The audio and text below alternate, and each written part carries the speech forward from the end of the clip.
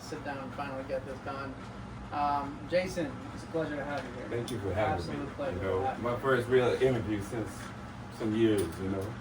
So it's time, I think, to get the message out. Long overdue. Long overdue. Yeah. Absolutely. So you've been in the fitness industry since the beginning? 2000. Guys, can we pause it for 1 second? Yeah, I just want to make sure that this is working. No, you good, man. For some reason, it flat alarm. We have a great team here that makes sure Yeah, that absolutely. it comes together. We're going to cut that.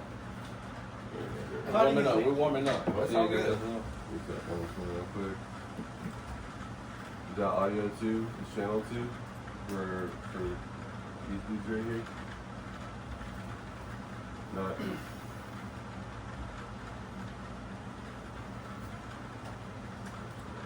me check the cable. Pretty sure it's here. Let's see the cable. Give me a couple sentences on that mic right there. Testing. Test. There you go. Yeah, right there. Testing. Something's wrong with input two. Something's wrong with input two.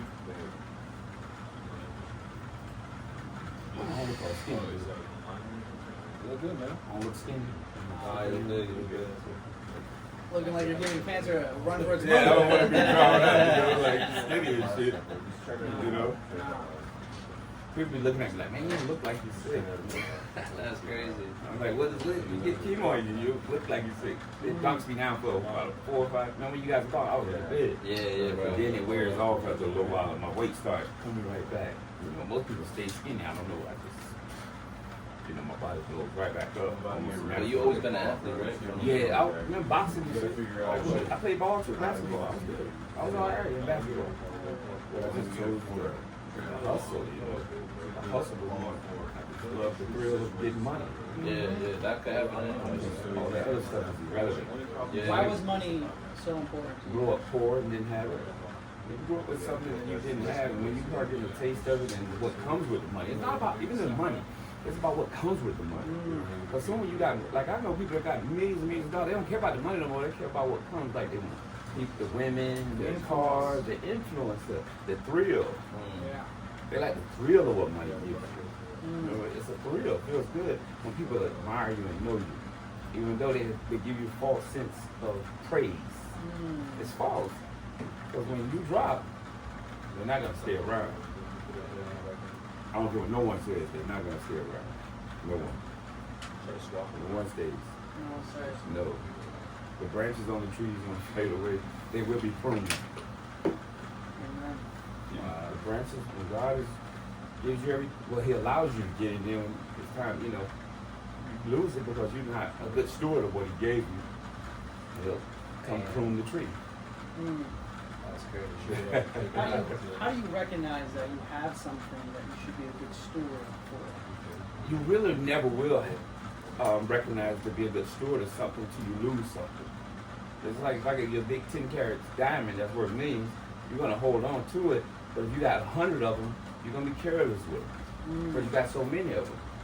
But what if someone come in and take them, like you have them in 10 hiding places, and then people find every hiding place, you won't be upset with the first 4. You're going to be mad, but then when they take them all, you're going to be like, oh my God, I should have put those somewhere else. But your attention could have went somewhere else where you weren't paying attention to someone watching you put them there. So if I'm hearing you right, it's not about what you have, it's how you walk with what you have. Yeah, because if you get it the wrong way, I always tell people that. I told you this before. Every time you try to get something for nothing, you're going to suffer. I don't care who it is. A woman that's trying to manipulate a man trying to manipulate a woman, she's trying to get it, she's trying to get it for something for nothing. Something bad going to come with that, I promise you. So the people who say that if you're not cheating, you're not trying hard enough, what do you say to that? If you're not cheating? There's a saying, people say that if you're not cheating, you're not trying hard enough. Cheating on a spouse or in general. Cheating to win? Then you're going to lose. Cheating to win? Cheating will never win. I don't care what no one says. You can let them trick you because everything is like, how can I say this so you guys can understand it? Everything in life is like a tree. Nature is everything, but most people, we're so ignorant, we don't even pay attention to nature. Nature tells you everything. It can tell you how cruel animals are. to each other, right? Self-preservation, they kill to eat to live. It's the same with us. We manipulate each other to get what we want to live. You understand? Absolutely. And it's amazing that, like, us as human beings, we're able to manipulate nature Yes. for us to kind of be. But we actually don't. Mm. Nature is much smarter than we are. When a big, like let's say there was a tornado coming or a typhoon or tsunami's coming, why do they know to go higher than we do? So we're not smarter than them. Matter of fact, they're smarter than us. We're just savages now. You know, I heard Einstein say this one time. He said, our technology has surpassed our humanity. Mm. Mm. Right? We were about phones and technology, but we don't learn about treating each other special, respecting each other. So that means technology has surpassed humanity. We're in trouble. Mm. No, I think that's absolutely And just like you were saying about cheating, you can't cheat your way. A tree don't cheat its way to grow big and strong, do it? No, it doesn't. It takes years for the sun to nurture it, rain, storms. So what happens when the tree goes through storms and nurturing in the sun? It grows strong so the storms can't blow it down. That's life. Deeper the roots. There you go. That's life. The tree's going to be pruned now because that's what nature seasons. We call seasons. When a season comes, it's going to knock the plants down. So the tree's going to shed its tree. God's going to prune it. If we don't cut it, God will prune it. The leaves will die. That's not supposed to go there. Then a new season of leaves will come. That's how it really works.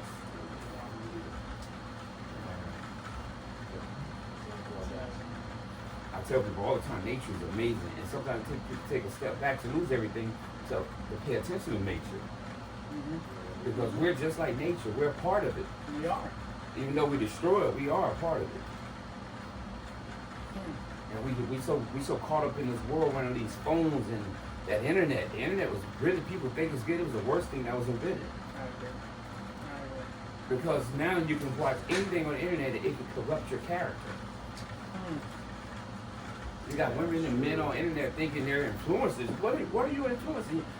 You're working at a gym and talking. You don't have no talent. Yeah, you don't have any talent. Talent should be an influencer, not someone on a camera telling you that influence. Show me. Yeah. You can't influence me to go work out and do this. But you can influence me to do this or talk about some. All we do is always hear people talking about ignorant topics, but nothing with life. Nothing with life.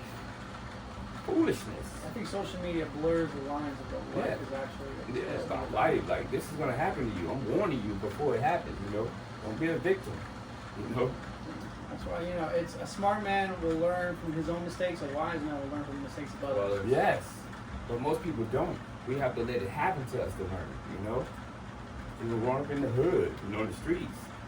Instead of we watching this colleagues of ours doing 20 years for selling dope, we still think we can get away with it like we're special. No, you're not special. It's just your time ain't came up yet. Yeah. I tell people all the time, you're not special. You're going to get your turn on the seesaw. Everybody gets a turn on the seesaw. It's your turn. It's your turn on it. Your turn. You get on the seesaw, I got on mine. What goes up must come down. Absolutely. That's wild. Absolutely. Everyone gets a turn on the seesaw. But why do you think, like for example, right? Young people out there, they don't take heed to it because they got to go through it, or they're ignorant. They think they live in that lifestyle. Okay. If I tell you don't touch the stove when it's hot, right? Most people, no, it ain't hot until you touch it and burn the shit out of it. Yeah. Then you learn the lesson. The lesson I always tell people, the pain, when the lesson is learned, the pain will go away. That's one of my favorite things. When the lesson is learned, the pain will go away. When you're in the midst of a storm, it's here to teach you a lesson. You can kick and fuss instead of accepting the lesson and saying, what is it here to teach me? I don't care what no one goes through. If you go through cancer, illness, it's there to teach you something. That's all it is. It's a teaching tool. Wow. It may be put in your life to to humble you, to redirect you, right? Yeah. Or you to teach someone else that's coming along behind you that can't handle the pressure of it on them, and you be a role model for them. And like, to see damn, it, to believe yeah, like I can beat this, because now, even dealing with my illness, I was like, damn, God, if all the doctors do is scare you, with the word cancer. They scare us. They scare the shit out you. Yeah. You know, and all they do is flash that on television when a person die. But why don't they flash when people I found living 20 years with it?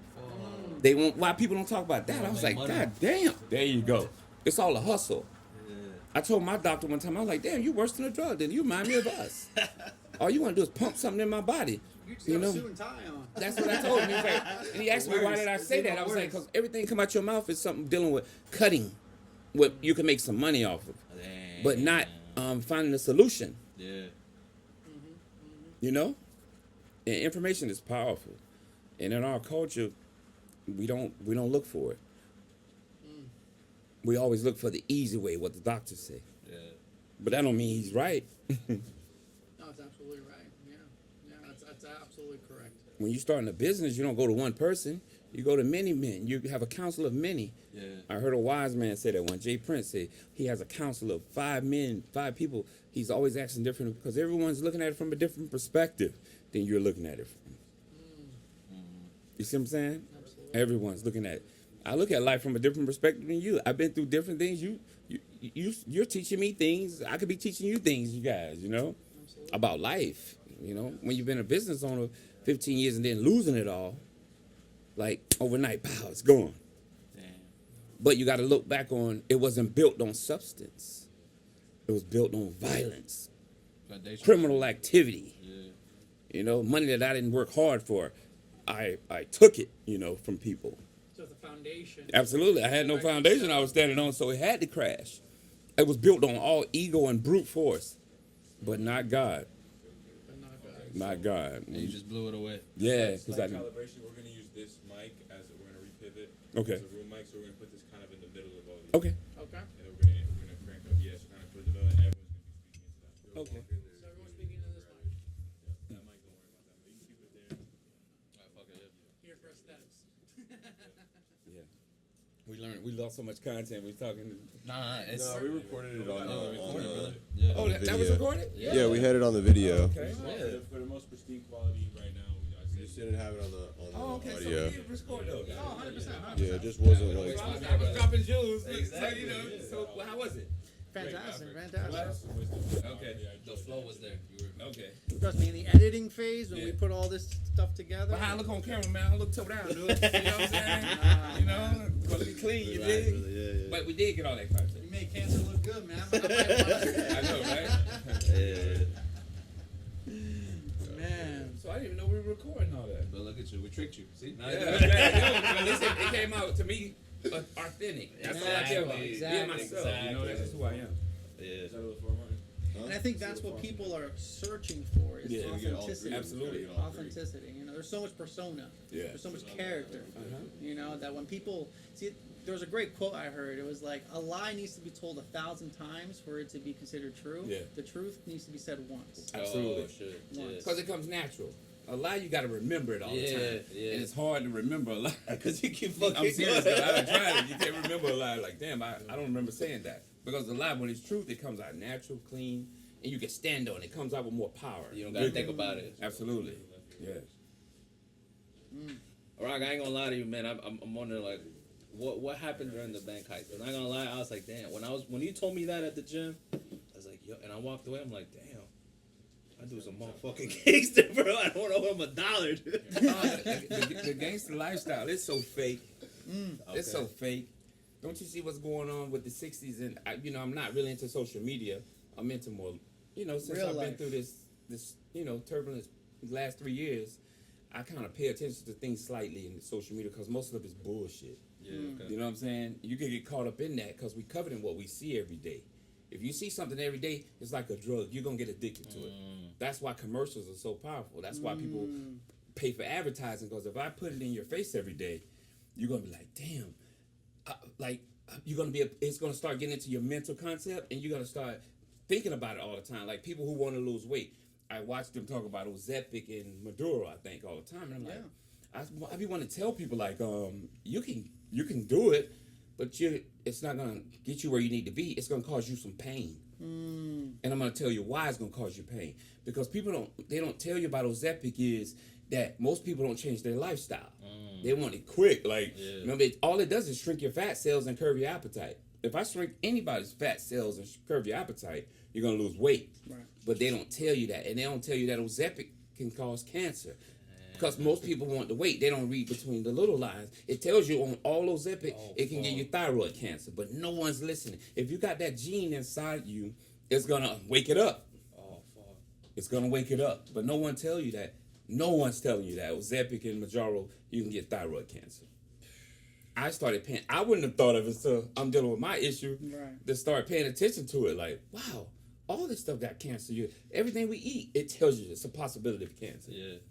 You know, and then even dealing with cancer, going through chemotherapy when I was like, damn, I need to learn about this disease, really what it is, because all they do is scare us. Scare. You know, it's a fear factor. Fear. Everything's fearful. They never tell you the stories of people who live in where they beat it. They always tell you the story of the bad because it's a hustle. Right. That shit sells. Yeah, it sells a lot. You know, it's $1 billion industry, chemo industry. No, it absolutely They is. make $1 billion a year, so they're not gonna tell you. You understand? No, They're absolutely. only gonna put what to make you run back to them. Like, I don't want to die. No one wants to die. But could you pick up? It's just like open a book and find out who beat it. Who beat your cancer? It's millions of people out there who beat it, but they don't put it on social media. They will not put it out there. Now, why do you think that is? Okay, I'm gonna tell you something. If I could take, let's say even in the fitness industry, if I could take millions of people, billions of people who work out every day, and it's millions and billions that are overweight. If I could come and tell them I got a drug that'll take all the weight with no side effects, the gym industry would close, right? Damn. So I wouldn't want that drug to come out. Fuck. Because you're gonna mess up all the money of a $1 trillion industry a year. The fitness industry is trillions of dollars a year. Yeah, I think supplements. billions of billions. I'm sorry, trees is a lot of money. You know, it's not like fires and stuff like that.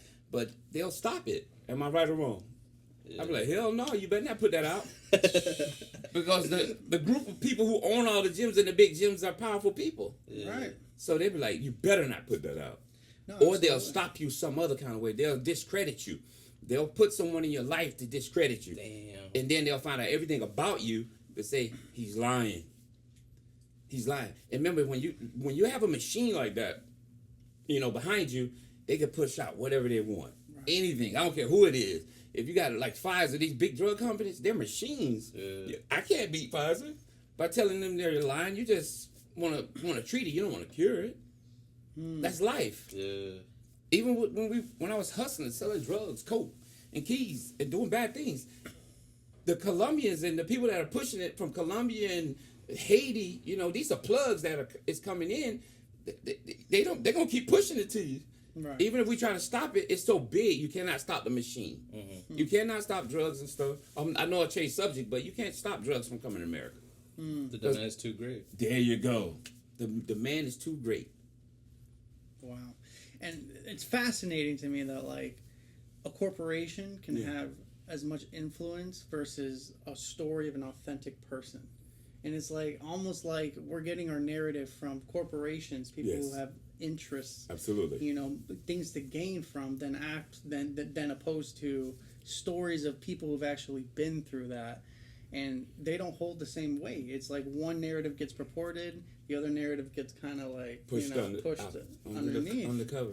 But the corporation narrative, it will push itself out there, but the other narrative will work too.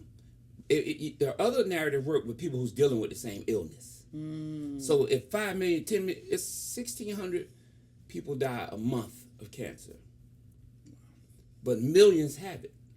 So the little guy, if he can get his voice out there some kind of way, he can reach those people, and those people will tell other people. You see the same? It's the same thing. I tell people it's like the drugs. I did a podcast years ago, and I was talking about how I became big in the drug game, and I started paying attention to my fellow friends who were getting busted. I was like, damn, I got it now. When I sell drugs to 10 people, they're gonna tell 10 other people. Mm-hmm. If I sell, that's how we build clients. Just like in any company, I'm a company, so I'm hustling. Even though I hustle two ways, robbing banks and doing all that other bad stuff. I just wanted it all the way around the board. I didn't give a damn. He didn't give a fuck. I was addicted to the money. The money. You know, and I tell people all the time, you're gonna get caught either way because the odds are against you. They sell 20 keys. You work 10 to 20 people know you hustling. Then the 20 gonna turn to 40 people. 40 gonna turn to 80. 80 turned to 100. Now you're in trouble because someone out that 120 done got a charge, and then the investigation done started. Where's everybody getting their drug? Oh, this one guy.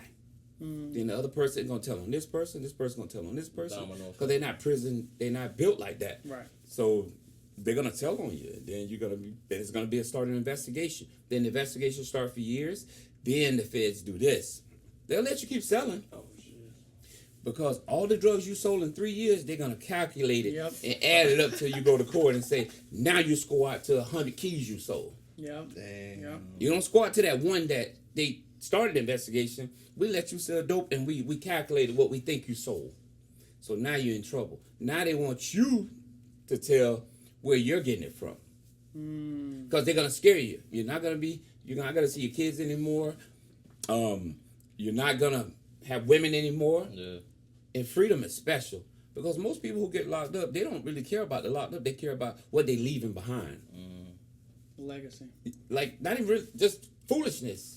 The woman's gonna leave you anyways to start dating somebody else. Yeah. Your kids are gonna wander off and do crazy things. Yeah. That's really how it works. Damn. You know, that's life. That's crazy. Once out the year. I always make a joke with my mom. My dad didn't give you time to heal. I know that's crass, but I tell her the truth. I love my mom. He didn't give you time to heal. You know, I was so close. Back to back. Yeah. You know, and I was staying with my grandparents. My grandfather was probably the biggest influence on my life. You know, because I was never not smart. I've never been smart with books and stuff. That's not my strength. I hate school. I hated school. I really did, with a passion. I don't find that many smart people are from school, though. Yeah, I hated it. I just been always my own person. Like, I just feel like I can articulate myself very good. I can have a conversation with billionaires, millionaires, which I have. You know what I'm saying? Because they're human just like us. You know, they're good at book sense, but they have no common sense, majority of them. Would you say common sense is way more important than... It is more important. Common sense will get you through life. Book sense will get you to where a career. But a career can't get you through life. Damn. Because a career don't teach you how to deal with pain. It don't teach you how to deal with betrayal. It don't teach you how to deal with kids. It don't teach you how to deal with nothing but a book and being a robot. How to perform a particular job. You know, that's how it works. Yeah. That's why I tell people all the time, give me common sense. Because common sense, you know right and wrong.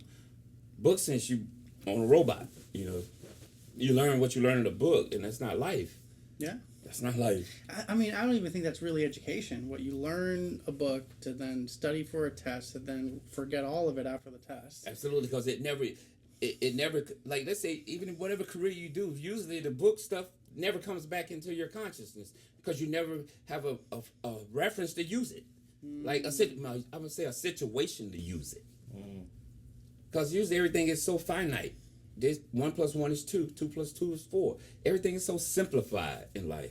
Unless you're a rocket scientist. But that's even simplified. Because if you built one rocket, you know how to build two. Yeah.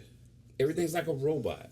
You know? No, absolutely. Yeah, it's kind of incredible how, like, we're turning more into, especially with AI now coming into play, we're turning more to, it's lessening the humanity of people and just Didn't like I just said that? You just said that. Coming more into, like, Yes. technological, even, I mean, I consider most people cyborgs. We're so Absolutely. addicted to our phones. We're so attached to So our like phones. I said, a robot. Personality Remember I of our phone. said we're a robot. Yeah, absolutely. I see people can't live without their phones. I'm like, Yeah. wow.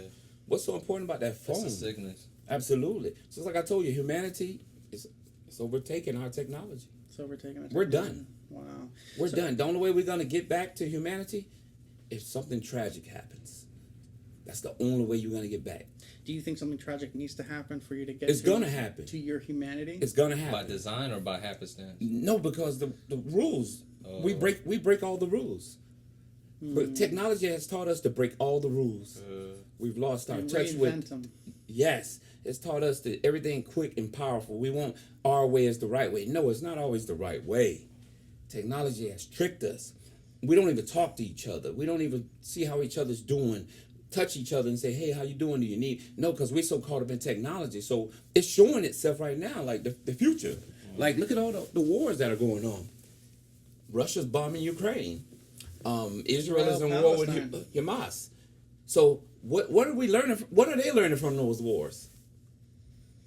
Because America's next. Yeah. Someone's going to try to bomb us. We're going to be in a world war. You'll see. And then we're going to try to kind of correct it. Like, because remember, pain changes everything. Yeah. When we lose people, let's say if 1 million people are killed, we're going to remember, okay, I'm going to give you a great example. When 9/11 happened, what happened? Everyone all of a sudden became patriotic towards America, and No, that's not what happened. I'm glad you said that, though.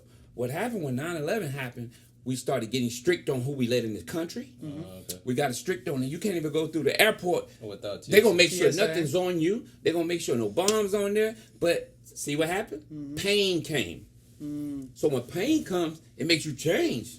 If everything was going good, we would have never started doing metal detectors and everything. Yeah. But pain made us do that. That day everything changed. There you go. See, nothing changes until something horrific or painful happened. It happened to me. I wouldn't have never changed if this experience wouldn't have came. But this experience hasn't all been bad. that's amazing. It hasn't all been bad. Hell no. Cancer taught me friends are not real. Family's not real. Nobody's real. When you die, you go on. They're going to go on and live their life. Yeah. What cancer taught me is I don't, excuse my French, I just don't give a fuck anymore. Like if someone I know die, it's okay. He don't care if I'm dead. He didn't call me when I'm sick. It's not about being selfish, because all I do is you pick up a phone to check on someone. Right. It made me kind of harsh to reality. Like even if you married and you got a girlfriend, when you die, she gonna move on. Yeah. So find out what's important in life and chase that. Find out what's important.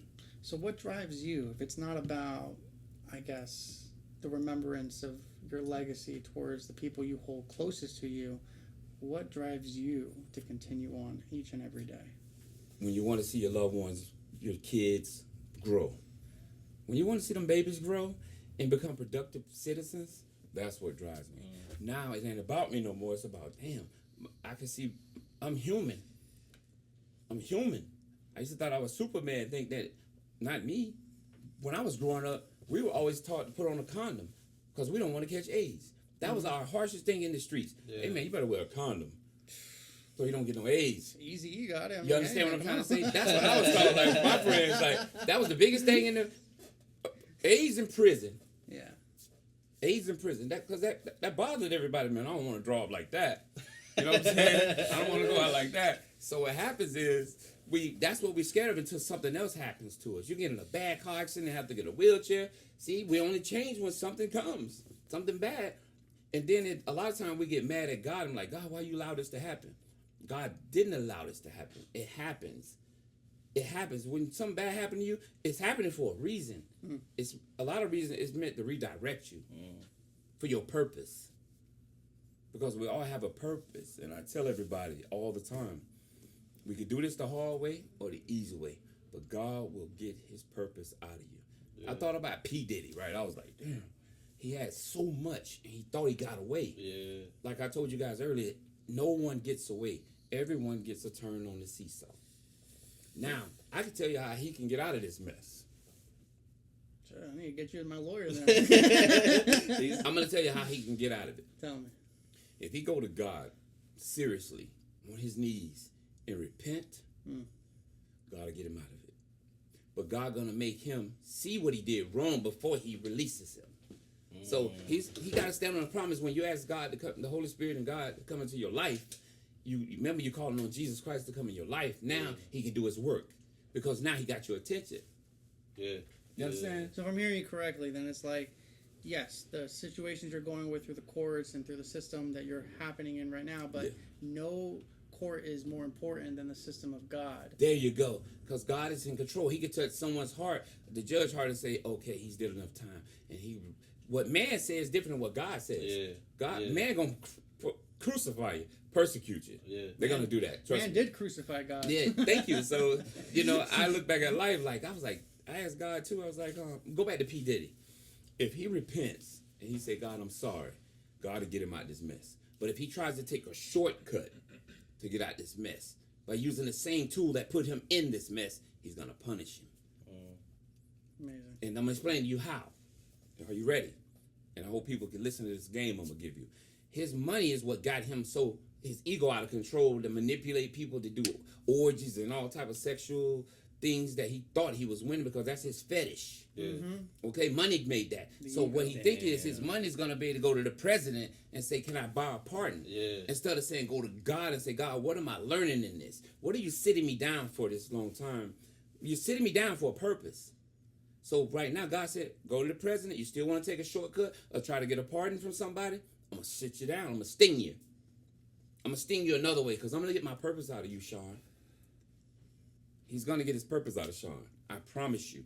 Now his purpose could be to say, Sean, you led people in the industry down the wrong road. Now I want you to repent to me. I'm going to sit you down a little bit so you can get your thoughts together about what you're going to tell these people when I let you go. When I get you out this mess, you're going to be able to go to all those groups you manipulated and took their money from them and manipulated. So you can still make it right. Puffy can still make this right. And then they'll rebrand him and praise him on the other side. Damn. Once he comes through the storm. Because he can say, hey, you guys, I'm sorry for what I did. I know I manipulated these groups. I took advantage of you guys. But I can make it right. Because I always tell people, you can make it right when you hurt somebody. What do you think keeps a person from reaching out to God and still thinking that they can do it themselves? I got myself into this mess. I can get myself out of it. What do you think is that disconnect? Denial and ego and anger and bitterness. Because usually when people get caught and people get harmed, they go to blaming somebody. And the first person we blame is God, but we don't blame ourselves. So he's probably right now sitting in jail because he haven't learned his lesson because he think money is his God. But money is not his God. God is God. God has just allowed you to get the money. You might have got it the wrong way. There's so many stories out there where he was sleeping with Clive Davis, sexual things that he sold his soul to get the money. I don't know. I'm not judging the guy. I don't know if he's gay. That's not my business. I don't care to keep it 1,000 with you. But that's how it really works. We always take shortcuts, and the shortcut's gonna scar you. Yeah. So what would you say to the kid that let's just say, because you said something in regards of you don't feel it, you don't redirect until you feel the pain. Do you need to go through the pain in order to redirect, or kind of like the saying, a wise man will learn from the mistakes of others? That's the pain. What do you say to someone who's I still think I can do it, but I want to not make the same mistakes? Is there a way to not make those same mistakes and still get what you want, or is it? It's a way. And the word is God. That's why God tell you to have a relationship with me. Because I'll block the bad and make you go this way. I'll redirect you. But we edged God out, which I did. And it took a lot of pain, a tumor for me to show. There was a tumor hurt so bad. I asked God, why are you doing this to me?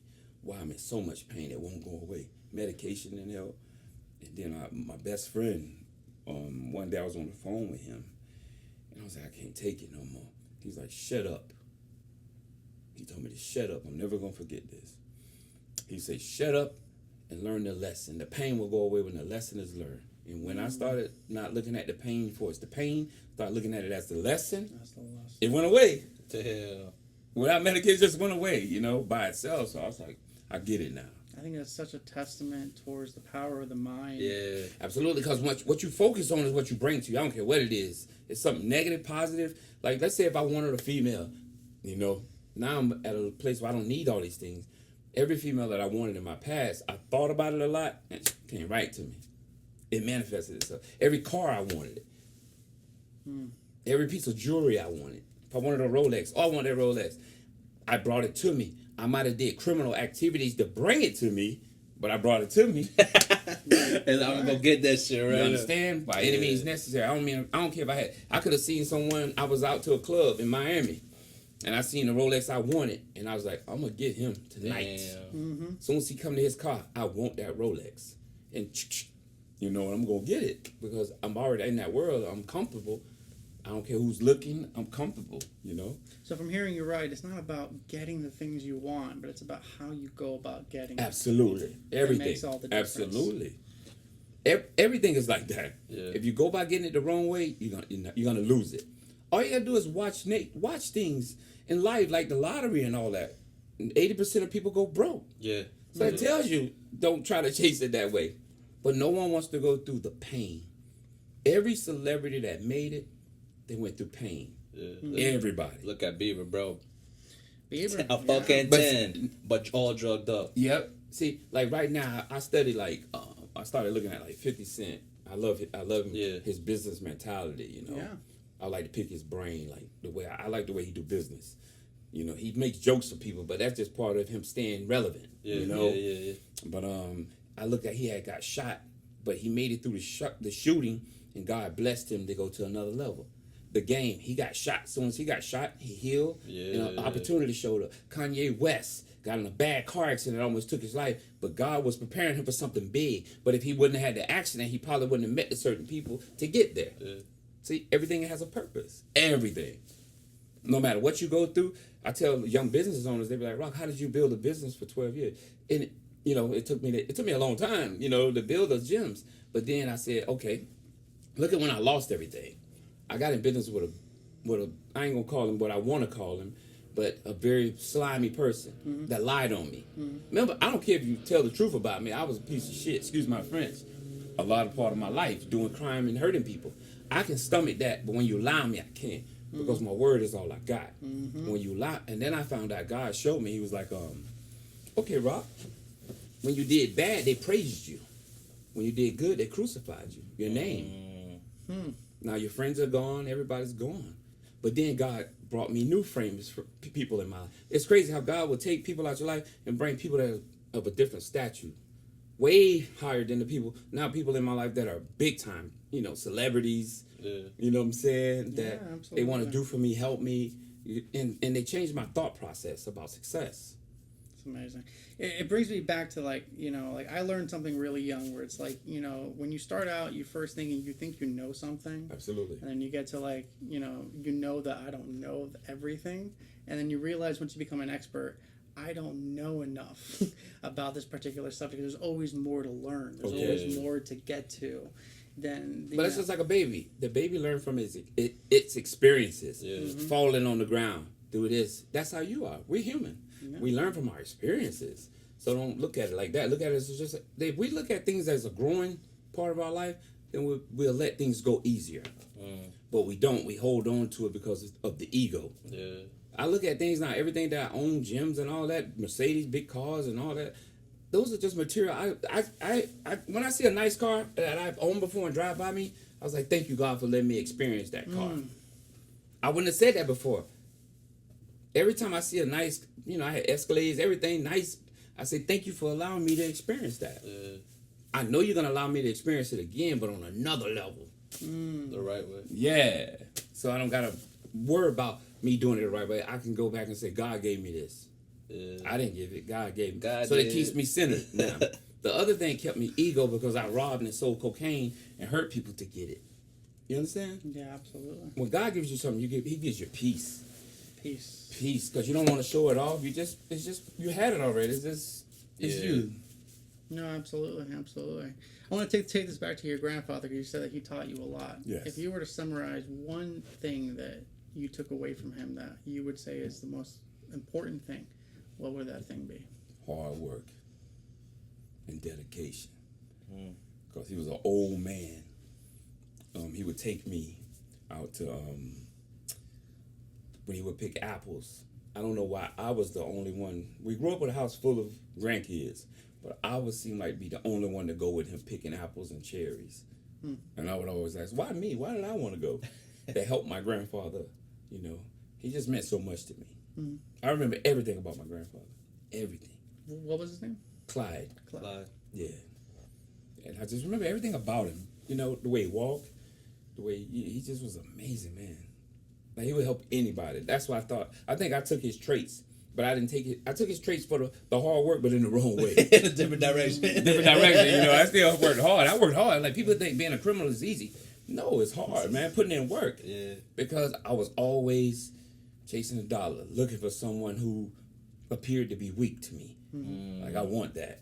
And then most people will be showing off their things, and they don't understand when you show off, you have people like me looking. Like, you campaigning, I'll elect you. Oh, shit. Wow. Gems, You're campaigning, I'll elect you. You want to campaign? No problem. Damn. And people don't understand that. You keep campaigning, you're going to get elected.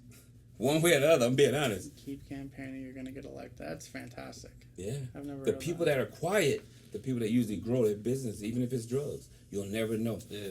I pulled so many robberies and sold so much dope. The people that I experienced that had all the money was someone you look at and they look like, damn, he's broke, but he's millionaire. You would never know. He's driving not a Mercedes, he's driving a Honda Civic. Got a family. A guy that you wouldn't think got all the jewelry, big swole guy, a little chubby fat guy with millions of dollars. Yeah. But he taught me how to move. You know, like, Rock, don't be in the light. Only time you get in the light is when you're doing it legit. And still it's gonna bring haters because you made it out of a situation that most people didn't make it out of. Right. The people that supported me through my business adventures, keeping it real with you, they were not black. Black people don't support blacks. Oh, shit. I had thousands of members. 95% of them were white, and the rest was Hispanic and black sprinkled. Like a fucking vanilla. Yeah, sprinkled. I'm being honest. Excuse me, I'm going to use the restroom real quick, but y'all keep it on. Okay, I'll be no problem. right back in a couple minutes. Yeah. That's how it works. That's crazy. How do you feel about Nipsey Hussle, bro? Because that was just a whole tragedy. Oh, I love that guy. Yeah. I love him so much because he taught me stuff about putting things in escrow, trying to get businesses. By real estate. But he was a product of his environment. What happened is if Nipsey would have stayed on point until he got out of danger's way, he would still be here. But maybe it was his destiny. Because look what happened. People learn from his death. Absolutely. So I believe when it's time for you to check out, you're going to go. That means the purpose is done. Damn. That's how I look at life now. I don't fight it anymore. I like, when you leave here, your purpose is done. Because imagine if God didn't want Nipsey to leave. He would have caused the bullet to hit somewhere else. He would have caused him to leave that particular place at that moment. When you leave here, it's already done. It's already been written. It's what you do with what you have when you're here. But God gonna get his purpose out. People think purpose mean out here, out and about. Your purpose could be going to prison and talking to people in prison. Yeah. But God gonna get his purpose out you. But I feel like, for me, as a Hispanic dude that learned from a black person, made it out of Compton, you know? To me, in my head, he was the second coming of Tupac, you know? You can't, go ahead.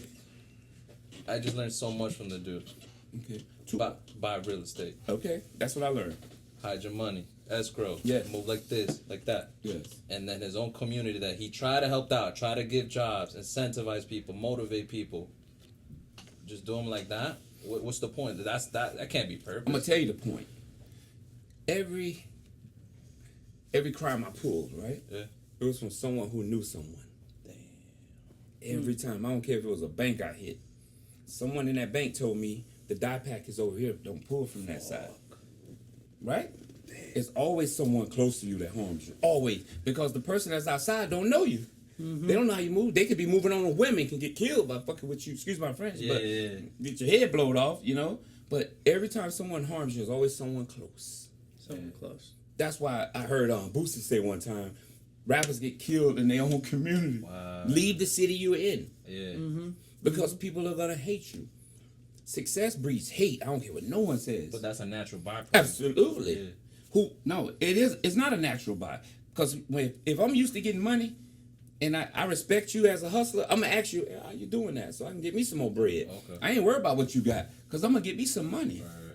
But it's a type of person. Yeah, real hustlers don't downplay. Real hustlers congratulate other hustlers. Yeah. When I see somebody with a nice car, I'm always saying, nice car, man. Damn, where you got that from? How I can get me one? Right. Even though if I'm making money, I want to get in his head so he can teach me how to make money, so we build together. and we could become, build something beautiful together. Win-win situation. There you go. He might want to come into my type of business. He got capital. Hey, yo, I want to do this over here. What do you think? Damn. But most people harm each other because we know each other. Familiarity, that's what hurts each other. Because I'm comfortable with you. I know your weaknesses. I know your strengths. I'm around.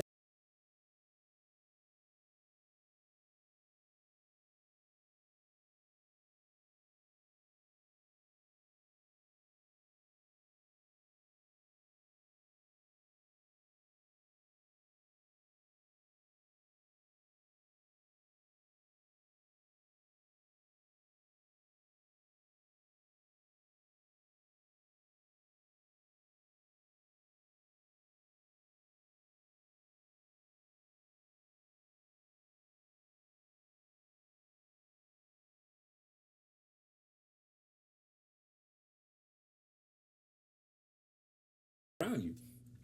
You know how people had to feel to come in when Nipsey pulled up, and some people loved him. The young kids loved him. The guys his age hated him because they blew their opportunities. Yeah. Some of them who were possibly rappers said, "I hate this motherfucker." They said that when you come big, you never be upset at the dude. Instead of you building the dude up and saying, "Hey man, proud of you, Nipsey." Help the kids go crazy when they see Nipsey. Yeah. But the dudes his age and older than him, they mad because they ain't had no hustle. They were chasing pussy and not putting money away. And not stacking bread. You dig? Absolutely. Then you get mad at another man because he sacrificed what you did. You gave it to the trick at the strip clubs with these broads. See, I don't like strip clubs. I never did. Once I went a few times, probably my whole life, 20 times. And you know what I told strippers? I'm hustling just like you. You can clear. It gonna fire up. You know? Why would I give you my money for a fantasy? I'm a handsome man. I can go get my own. I get this shit for free. Yeah, I was a hustler. I had fun. I done sold my oats. You know what I'm saying? I'm being honest. No, yeah. That stuff don't even matter to me no more. A woman, gorgeous and sexy.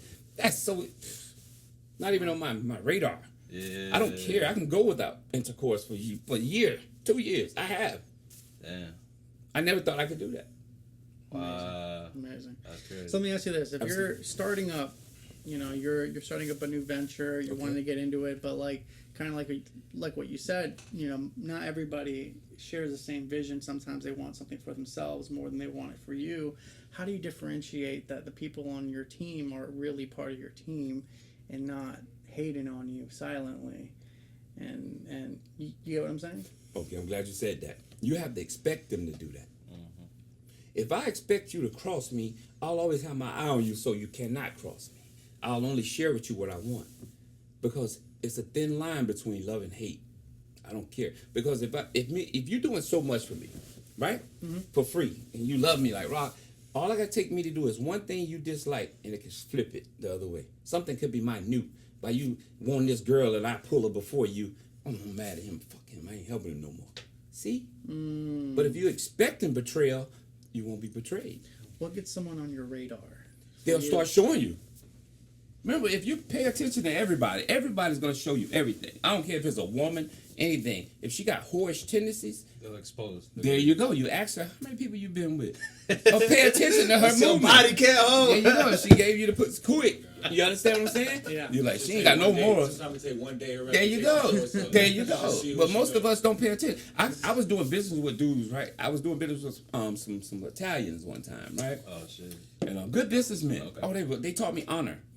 So I would do a transaction with them, and one day one of them tried to trick me. He was teaching me that I had to trust you, Rock.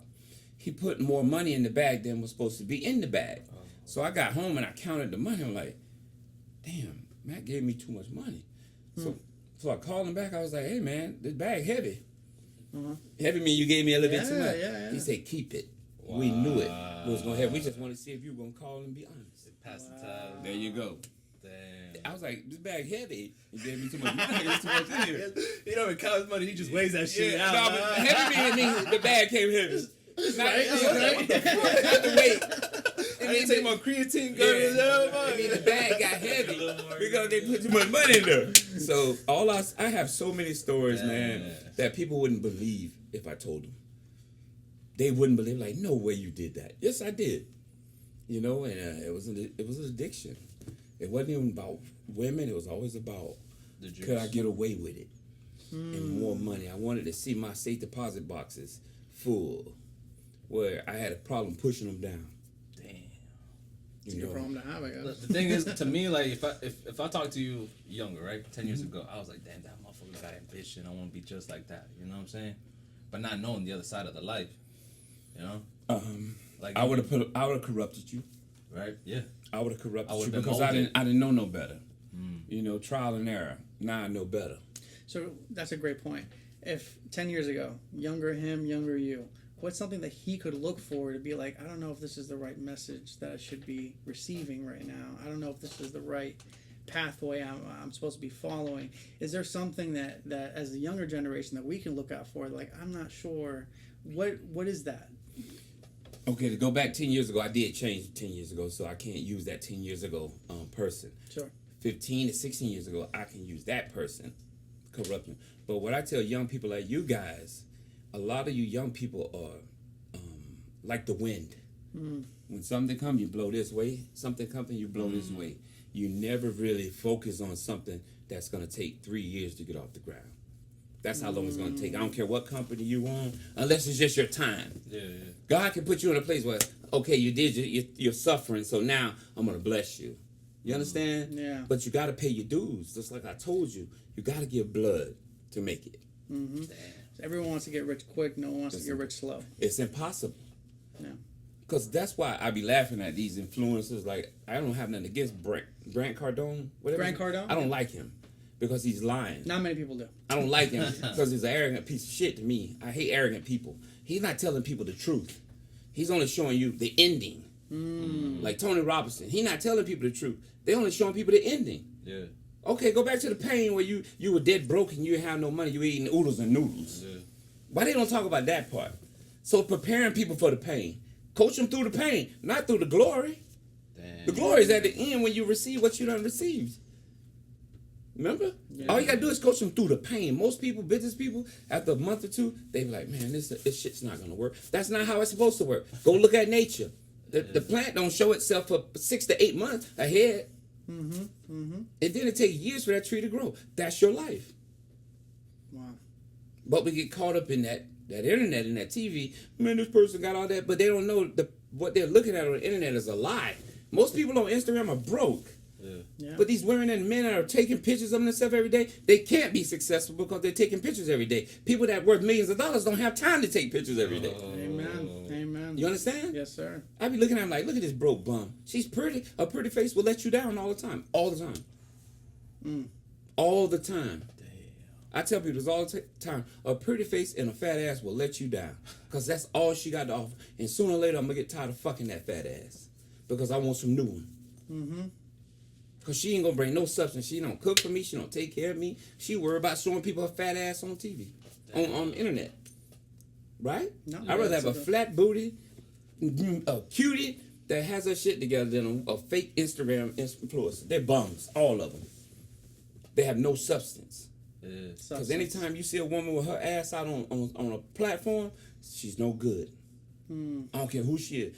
Catch any woman on a social media platform with her ass out, she's no good. Get rid of that tramp. That pretty face gonna let you down. That shows she don't even care about covering her body up. So she damn sure ain't got no morals to be a mother. Watch those tramps. Even dudes that... The worst thing I can see on the internet is a dude that's always taking pictures. Yeah. No. That's a feminine dude right there. I hate people like that. You have no business on camera. That's for kids, man, taking pictures of themselves. Yeah. But a dude that take pictures of himself, that's a problem. Right. Do you think that do you think it's almost kind of orchestrated that this is the narrative that young people are seeing on social media, that this is how women are, they shake their ass on Instagram, this is how men are, they take pictures of themselves relentlessly. Do you think that this is almost like controlled opposition in the sense of like we're trying to basically get away from our morals and focus more on our ego and focus more on our It's the trick. the trick. The biggest trick the devil pulled was the internet. Because he got you focused on him and not God. If we focus on God, the word of God, it teaches us structure. and then we won't fall to fake false pretenses of profits. What happens is, okay, you look at another country. I do this all the time. I'm like, damn, China's smart. Their kids don't watch Instagram and TikTok. They watch scientist stuff on Instagram and TikTok, and they're the most millionaires in the world right now. Yeah, that's true. All they doing is selling to our kids. Their kids are coming up with creative things to sell to our silly ass kids. The algorithm is so different in China than it is in the United States. Yeah. They don't have no dancing Yeah, videos, no TikTok. they don't got nobody stuff like twerking. They shun that. Yeah. But over here, it's free game. Even in the Muslim world, they shun that type of stuff. Women have to be respectful. Yeah. That's why a lot of men are leaving. They're here to go to the West to find wives. Yeah. Yeah. I think West.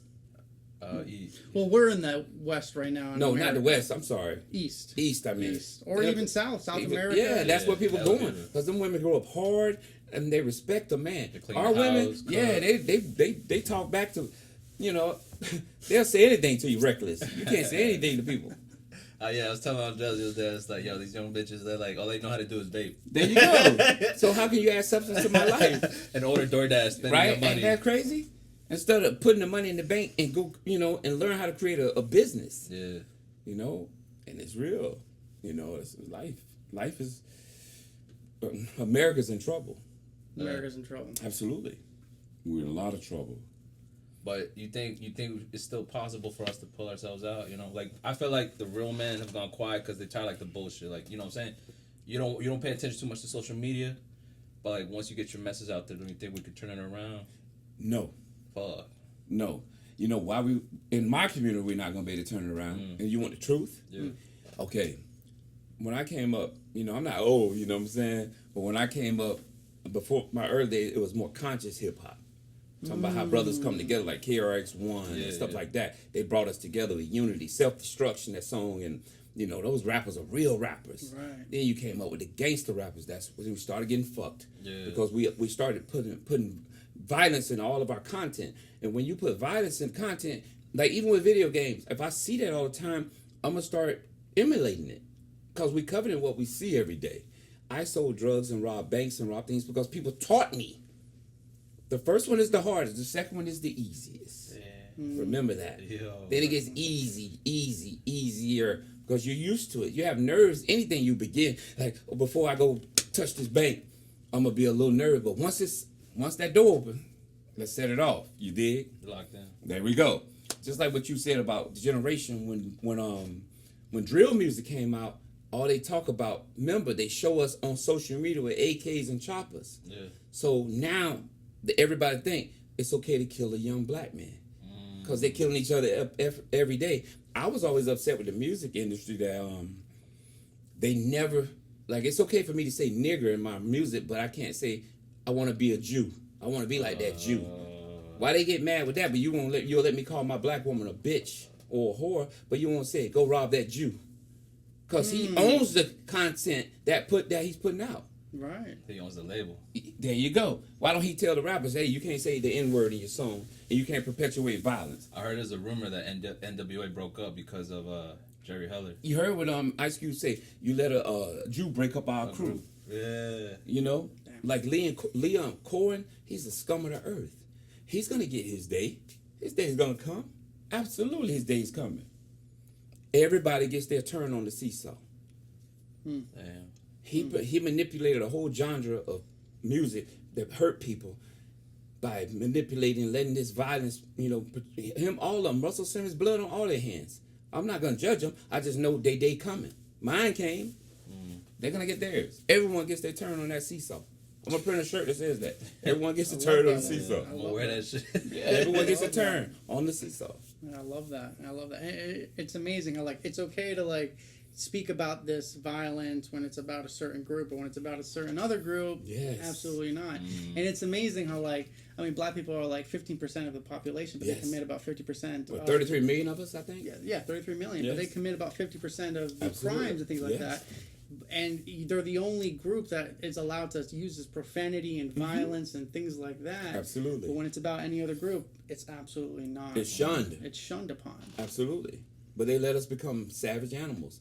That's what they portray us as. We're very intelligent people. We created everything. We're the Moors, But no one gonna tell us that who you were in your past, who your grandfathers, what they had to go through. But we want to kill it. We'll shoot each other. Back in my day, we believe in knuckling up, throwing hands. Now they'll light you up. Yeah. So you let these youngins know, all right, no problem. Let them get a pass because they don't know no better. It's just the way it is, and we're in trouble. The only way the blacks and Hispanics are gonna make it if they come together. It's not. Nobody's been oppressing us. We're oppressing ourselves. Yeah. So people always blame it on the white people. I'm like, are you crazy? But most people in my life that's helped me been white. We talking about hundreds of thousands of dollars, millions of dollars. They approve me for loans, like. So I don't use that racist. With a bad credit. Yeah, right. That racist shit is not real. Blacks the problem. Us, we are the problem. It's not helping each other. Which is why, I don't know how you feel about Black History Month, but it's almost unnecessary. It's why, I'm an American. You know what I mean? Why is it that I'm a subculture? And the reason why Black History Month is really not important anymore. It's important, but it's not important because if you don't know where you've been, you're definitely not gonna know where you're going. So it still ain't gonna bother them because they don't care that their grandfather was a slave, great grandfather was a slave, because it's not affecting them now. Yeah, they got it easy. I heard a gentleman on the internet one day said, I don't know if I'm gonna phrase this right. He said, my grandfather used to walk 10 miles to work. My dad walked 5 miles to work. I own a Cadillac. My son owns a Lamborghini. His son gonna own a Honda Civic when he comes up. Yeah. I was like, that was so amazing. It taught me a lesson. You have to go through struggle to appreciate the money. Yeah. When you become wealthy and you pass it down to your kids, they're gonna mess it up because they didn't go through the struggle. Yeah, I heard it's just hopefully you could put some type of moral, so they're not piss poor morally. In place, and they're conscious of their actions. But it's our fault because we have to set them up properly with trust that they can't touch the money. Because when you're 20, you're going to do stupid things. When you're 30, you're going to get a little wiser. When you're 40, you're going to be a lot wiser. When you're 50, there you go. Most millionaires don't become millionaires till they're 50 years old. Most men. That's what these women want money.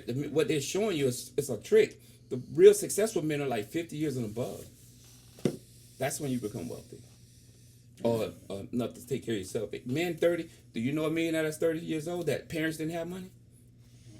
Other than in the tech field, no. How many though? Even though it's in the tech field, come from money. Even from the tech field, yeah. You know what I'm saying? How many? Yeah, they all come from money. I don't know any. Only the people I know got money that at that early age, their parents. I know the CEO for his son, Prudential, one of their big insurance companies. I know his son. He drives a McLaren, but his dad taught him about real estate. He's Jewish, But his dad is also pristine. He got a beautiful job, so he has good opportunities. Yeah. We always a lot of us squander our opportunities. Even in the rappers. Right now you got the little baby and all them getting indicted. God, when you get that kind of money, why don't you? What's the young dude from Chicago? Lil Durk. Lil Durk. Why would you put yourself in that situation? And guess who hurt him? That's right. There you go. His people. Somebody was close to him. When you get it says in the Bible, much is given, much is expected. It's the truth. It's the truth. They'll give you the money when you become successful in the music industry and film industry. They're gonna give you the tools to hurt you. You hurt so. There's a saying, it's hard times create hard men create good times create good, soft men create hard times. There you go. So on and so forth. So if you're a successful person, how do you instill those values to your kids? Because you don't want them to go through everything you went through. Some of your kids gonna have your traits regardless, just like a pit bull, right? Some pits breed, this pit gonna be able to fight. That's what your children have, the same genetic makeup you do. But they're just gonna have different personalities and different ways to go about getting what they want. Some of them might be a little sneaky. Well, daddy, play up under you to get what they want. Some of them will come another way. But you gotta look at your children and say, what traits do they have that can help them grow in life? That's why I tell people, never force your kid to go to college. Force them to do what they like to do that's productive, and they can be a great citizen and don't hurt no one. Because we got caught on, majority of people that are wealthy didn't go to college. That's true. They still paying off loans. Am I right or wrong? Oh, right. You're absolutely right. Yeah. I tell people all the time, Don't chase someone else's dream. Chase your own, but don't chase it because you've seen someone else accomplish it. That's not gonna work. Most people try to be like certain players in NBA. Everyone had an NBA dream because they want to be like Michael Jordan. But maybe that's not what God. That's not maybe your strength. Maybe your strength was to be a great coach. But you're so stuck on this way that it's not gonna come this way. But humble yourself and say, God, why did you put me this path? And then He'll start showing you why I put you here. You still can make the same money. I'm just gonna redirect you in something that this is your gift, coaching him. But we're so caught up in emotions, if it don't go our way. Or ego. Yeah, absolutely. Yeah. No, absolutely. Yeah, I think it's very important, man. Because I mean, like it's amazing. Like I have a daughter now. She's actually about to turn a year old on the 18th of May, and I'm thinking like I don't want her to go through everything I went through. Absolutely.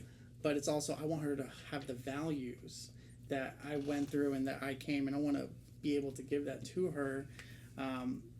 So I start thinking about that. I'm like, how do I instill that without her having to go through that pain that it took for me to learn that in the first place? You're doing that already, because as I'm speaking to you, you have morals and you have character, you have culture.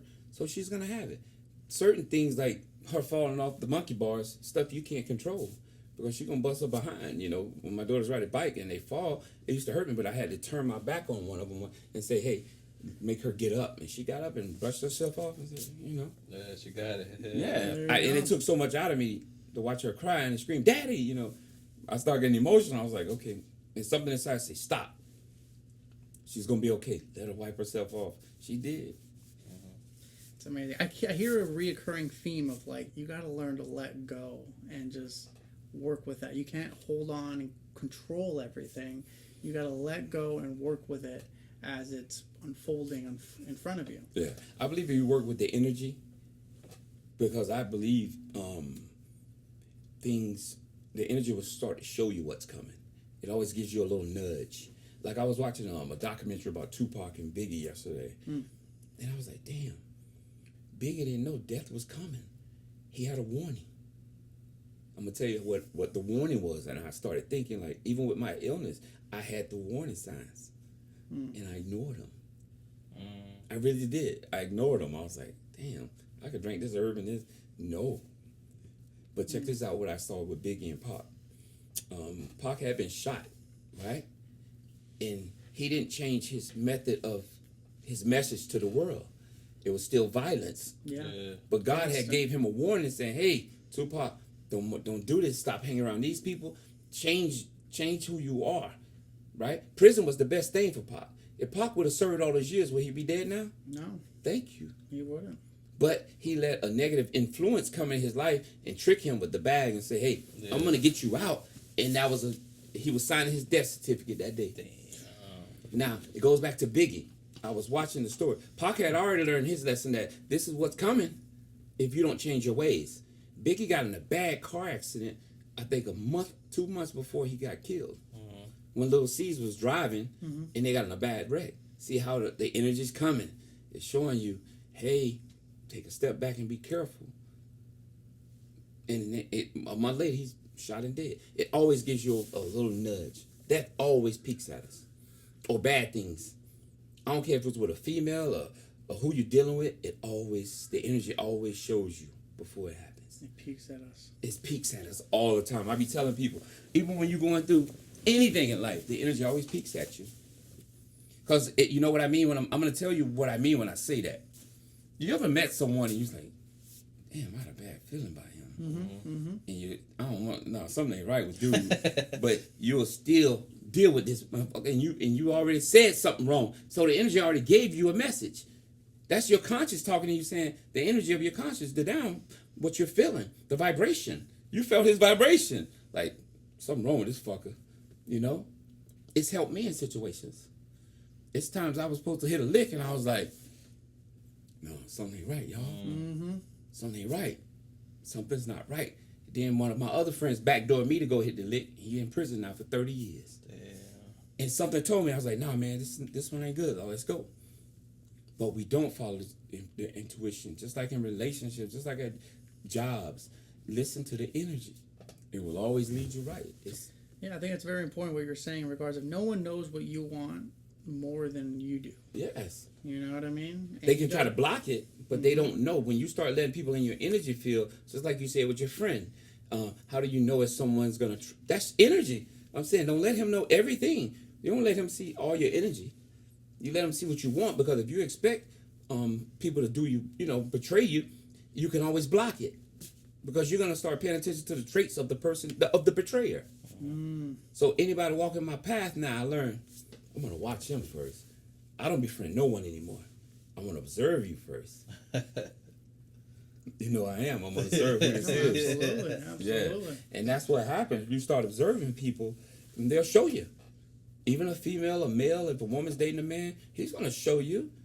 The first perception of the person, they only gonna show you a mask. For so long. Yeah, but they're gonna show if he's bad, he got piss poor morally, or she's piss poor morally. She's gonna show it. He's gonna show it. Guaranteed, 100%. It's up to you to listen. There you go. But we don't listen because we get caught up in the feelings. Oh, I feel good to kiss this woman. I feel good. She's beautiful. I like looking at that fat boo because I like what other people are going to say. But you don't know she's piss poor morally just like him. She's not built with no substance. He's not built with no substance. But we all are like that. I don't like to judge people because look at me, an ex-criminal trying to turn my life around. You know, I can't judge people. I just tell the truth. It is what it is. You know what I'm saying? My experiences. No, absolutely. I think you're 100%. That's right all I on can that. go by, telling you what not to do. Even though if you choose to do it, just like you in the gym and you trying to lose weight, I could tell you not to go eat pizza and all that, but you could sneak behind my back and go munch out of control. Yeah. Right? And who you only fooling yourself? You still paying me, so I don't give a damn. You know? That's when. But with someone who care for you, don't say I ain't taking no more money from you until you get your shit together. That's someone who you want to keep in your circle. You understand? Yeah, Someone who absolutely. cares about you won't take your money to harm you. Yeah. Everybody has a motive. 90% of people have a motive. I'm just being honest. You're only gonna find 10% of people that care for you. Even family. They gotta show it. That's I tell people through their actions. through not trials and error. You Yeah. know, because me, you could disagree, and I could be like, man, you pissed me off, but I still love you, my homie. And I can tell you when you're wrong, when you're in the midst of something, but I'll tell you after you get through the situation when we not in front of people. Man, you put us in a bad situation. Oh, yeah, that's right. You know, That's you right. got me in the middle of a shooting when we could have talked this shit out. Or go talk to his OG, you talk to yours. We could squash this beef. You know? But we so emotional.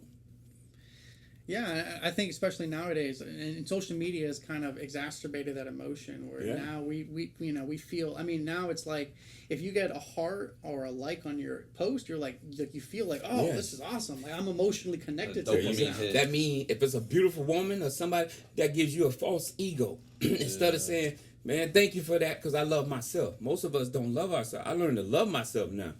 And when I started loving myself, I don't care what you think of me no more. You can go, as long as you don't run up on me, we cool. Because I've never been scary. You know, where I'm from, we're not scared. We fight, you know. And that's how I learned. I don't care about people no more. Go jump in the lake. What did it take for you? Because that's something I struggle with currently right now. Yeah. Is loving yourself and being like, no, I am a person. I am worthy of love. I am worthy of these certain things. What did it take for you to realize that? Cancer. Damn. That's why I told you cancer is not bad. Most people look at it as bad. You can heal yourself with the information we got out there. My body's changed, with information, but it taught me about people. It taught me about loyalty. It taught me about respect. It taught me how to suffer. Not just suffering physically, mentally, spiritually. It made me suffer all type of way.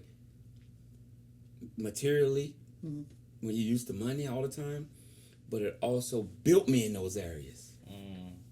It made me like, that shit is not important no more. I want to live. I don't care about this woman or this dude or that person. It made me want to live. Like, life is real. Yeah. It can be taken from you. People are not real. No one cares. It's a famous movie. I love watching this movie. It's called The Bronx Tale. Yeah.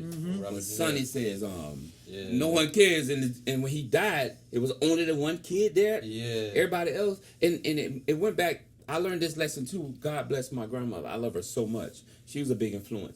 I was at her funeral, right? And everybody else was chit-chatting and hugging and laughing, and I was the only one sad. Damn. Like really sad, cause she meant so much to me. And when I was sitting in front of her casket, everybody else, I'm like, look, life will go on. Look, they don't care. I'm not saying they're bad people. No, of course. It's like, It's nature. yeah, like they're not hurting like I'm hurting inside by looking at my grandmother in that cat. I started talking to my grandmother like, thank you. While everybody was walking around, I'm sitting sad telling my grandma, thank you for everything you did for me. When my stomach was hurting, when I was constipated as a little baby, you would give me an enema. Those things I remember as a little kid. And my grandma would always sit on the porch and tell me, everything gonna be all right. So as I got older as a grown man, I tell my little girls, everything gonna be all right.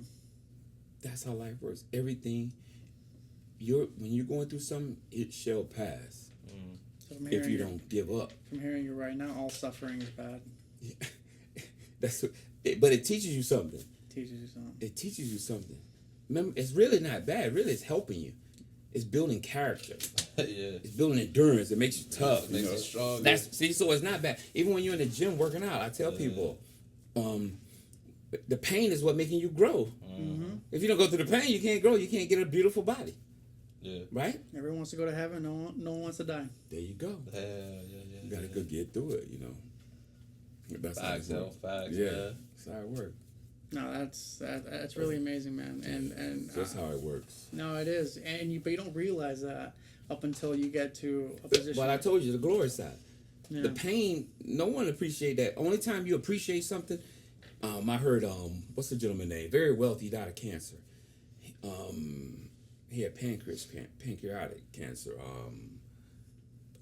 Who owned Apple before? Oh, Steve Jobs. Steve Jobs said, and he taught me this. It's crazy how you can learn from everybody. You only gonna be able to understand when you look back. Yeah. When you look back, like he created Windows, a certain part of Windows, from pain that he went through.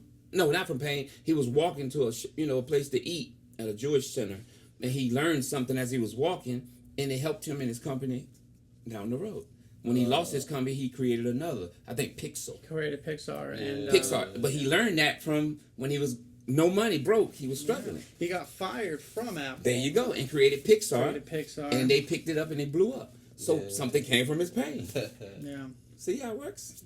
it's amazing. Yeah, It's amazing. Yeah, Steve Jobs is one of my favorite. I love it, and I pick one of up my things. favorite I pick people up as well. jewels from everybody. I pick up jewels from kids. I'll watch a kid and I'm like, wow, look at that child. That's why people are so ignorant that they live one way. You can't. Yeah. Because you could be missing a blessing over here.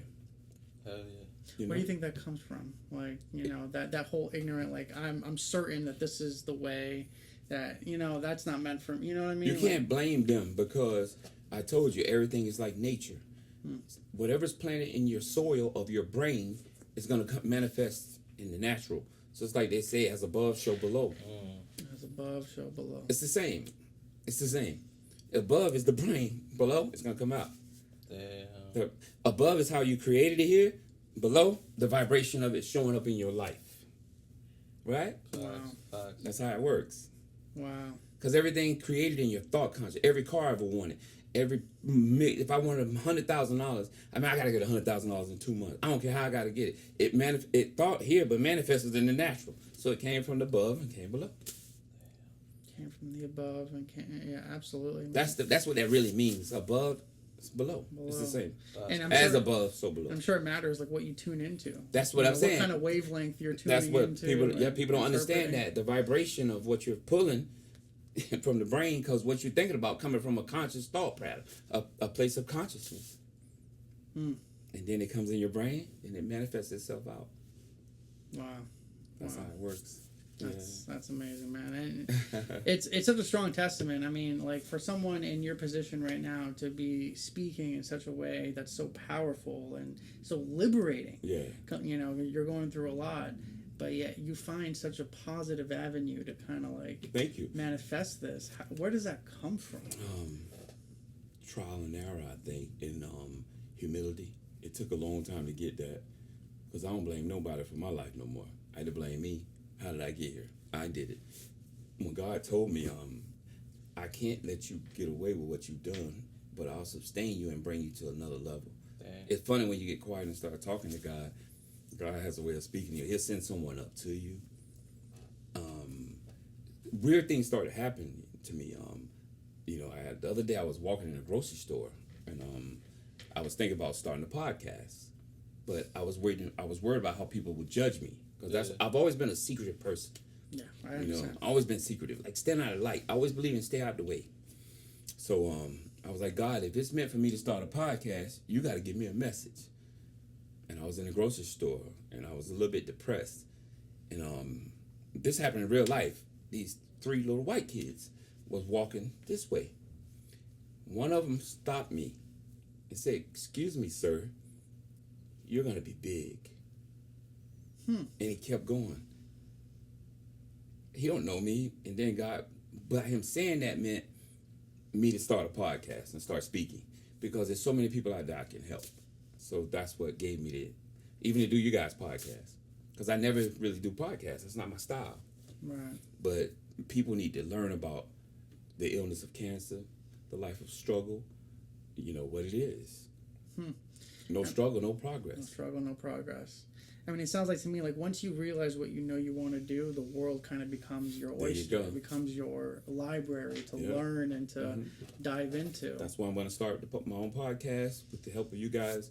And I want to get my message out there now, because I hear a lot of foolishness, going on. People be talking about dumb shit. I'm like, you stupid bastard. You lead these people down. You're leading them down a razor blade. Yeah. That's what you leading these people down. And you think it's funny. It's not funny. It's not funny. You're able to help the youth. Teach them, like, no, you could do good things, man. I'm going to help you get on the track. People that are dealing with an illness, I could teach them about this herb you should be taking. This is what helped my body heal. I learned a lot. But it took pain for me to learn, because God had to sit me still and put me in the wilderness to learn. That's what God does. He'll chastise you, then he'll put you in a wilderness, then he'll build you back up. A quiet place. But first he's gonna chastise you, then he puts you in a quiet place to learn and build your spirit. Then he'll bring something new in your life, and then it'll start growing. That's how it works. I was always worried about how people will perceive me doing a podcast, like, oh man, Vex this, doing that. But now I learned, like, fuck people. You ain't gonna say it in my face, you know what I'm saying? These cowards go What are you gonna do? they're gonna step me in real life, like, let's get it in, But that's how life works. My job is to try to reach people, I don't like, I'm not really part of the fitness industry no more. I wasn't happy with it anyways. I was burnt out. When you own businesses and gyms, and I wasn't happy. I'm like, damn, I spent all these years chasing $1 again, but not chasing life. I never got to travel, never enjoyed myself like I was supposed to. I was always after the money, because I wanted the material items that the money would give me. So, what drove your motivation to chase that? Was it a void? Was it pain? Was it like, nah, I just want it? Being insecure with myself. I grew up thinking that I was a ugly child. You know what I'm saying? Then when I started getting girls, I was like, damn. I ain't that ugly. I couldn't believe it. Like, man, I started putting some of the baddest women, you know what I'm saying? Beautiful women. I was like, you know what I'm saying?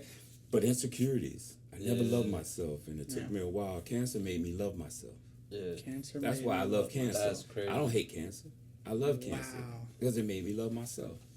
I heard like the 3 greatest downfalls of great men is liquor, leverage, like debt, borrowing money, a woman. It's always those bad habits and being emotional. But I tell people all the time, like, it's a blessing in everything. If you want to die, you're gonna die, But if you don't want to die, you're not gonna die, because you're gonna find a solution. You're gonna find a solution. I found doctors. I asked God to give me wisdom and grace. He put doctors in my life that are not from America. Damn. I got some of the biggest doctors from Europe helping me. I received a call from a doctor from Europe. He said, "You're all right." I looked at scans, and if you want to come here, we got certain new medication, but I got you. That was an amazing thing that I went through that process with my sister, is like, realizing that modern medicine does not have all the answers. No, it doesn't work. It doesn't work. God tells you, I give you herbs to heal the nation. The body can regenerate itself. I learned that now. Like me, I don't put certain foods in my body no more. I'll never drink milk again. I'll never probably eat bread again. I'll never eat certain meats again because I used to love shrimp and crabs. I would never eat it again. Oh wow, really? It's bottom feeders. It's no good. They all really people don't understand what cancer really is. Cancer is a parasitic infection, but they call it a mutation. But we would never know that until we start studying what it is. They got books out on it. It's a parasitic infection. All it is, the parasite. If you don't kill the parasite, it just keep having 200,000 babies a day. Man, that will kill you. Now, if your body can't recognize it, if your immune system is compromised, your body can't recognize it because it has killer T cells. Go out, kill the enemy. Yeah. But then it's too late when your body's you're stressed out. Yep. You're drinking, you're smoking, you're eating bad, you're overweight, the immune system is compromised, you're inflamed inside. Damn. So now cancer's saying, I'm in an environment that I need, an acidic environment. Wow. And that's one thing that I remember profoundly is when my sister, she got rid of the cancer, she's in remission. They're like, you can go back to living the way you were. See, it came back, you right? don't have to no, it didn't because didn't? we knew differently. There you go. We knew that we had to change our diet. We had Thank to you. change our lifestyle. Just what I just we had said. To change she's now 8 years in remission. Look at that. But Thank you. That's most amazing, other man. people, Yeah. I've seen kids there, man. Joe DiMaggio Hospital is one of the saddest places you can go to because it's a children cancer hospital ward. And they don't tell you none of that. So then you see these kids come back in remission a couple months later because the doctors told them, you don't have to change anything. You're healed. You're cured. Yeah, the doctor didn't tell them that cancer thrives on glucose and glutamine. Those are the two things that cancer eats. If you take glucose out your diet, you still got to block glutamine because the body produces glutamine. That's why carbohydrates turns into sugars.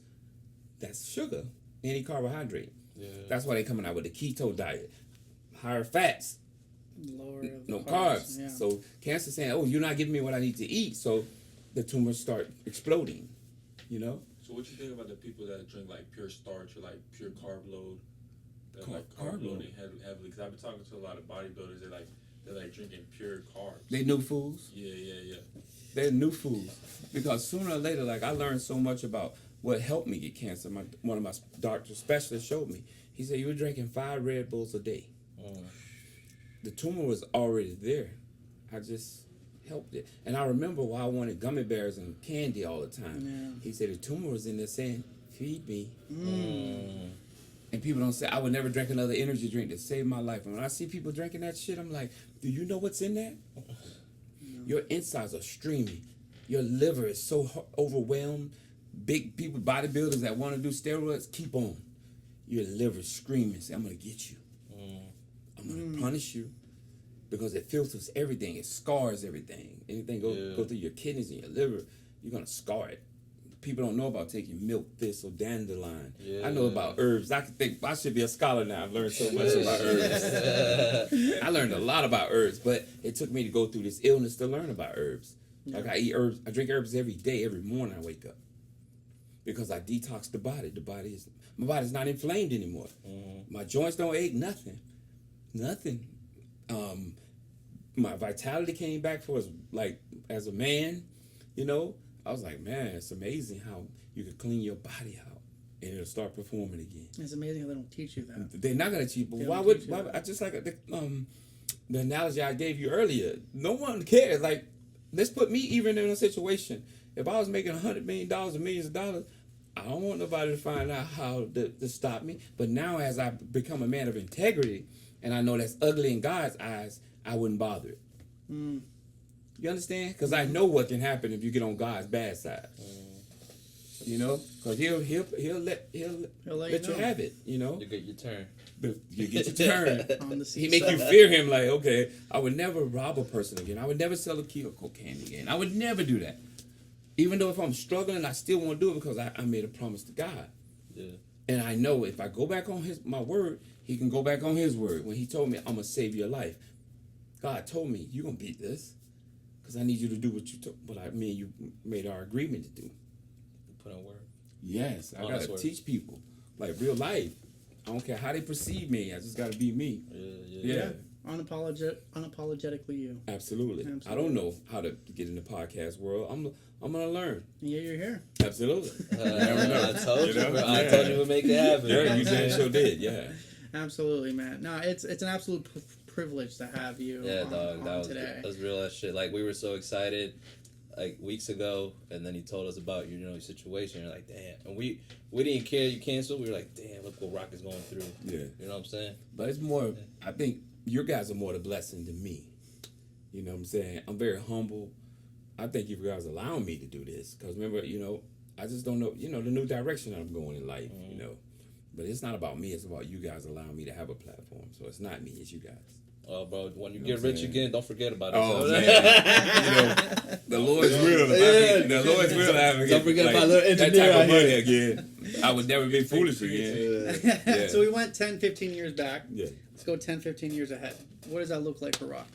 To be honest, I have a platform that I'm talking to 500 million people that's going to know my name, and I'm going to help. My goal is to feed millions. Yeah. And I think me knowing people 500 million people knowing me, who I am, what I stand for, and how many can I help out of the 500 million. That's just my goal, Living in one of the biggest houses in Mantality. Hell yeah, boy. Alpen's a nice area. Yeah, I'm living off the ocean. Nice. And just appreciating the moment. Me walking out my house to the ocean. Whatever I want materially, but don't let it consume me. Just know that it's there, but knowing one day I'm going to leave here and that stuff is going to turn to rust. And at least I can leave my loved ones something to have. I want grandkids to know their grandfather. That's what I want in life. Wow. That's what life is really about. To have your kids know who you were. Yeah.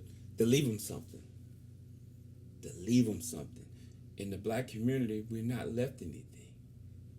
We're not left anything. Damn. Because it's not our grandparents' fault. They didn't have shit. Imagine their great-grandparents. They didn't have shit. They were slaves. They were slaves. In 1964, I think 1964, blacks got the right to vote, I think. Damn. 1964, 68, one of those, yeah. So imagine if we couldn't vote, we had no rights to get money to save, go get no credit. The Fair Housing Act wasn't around then, I don't think.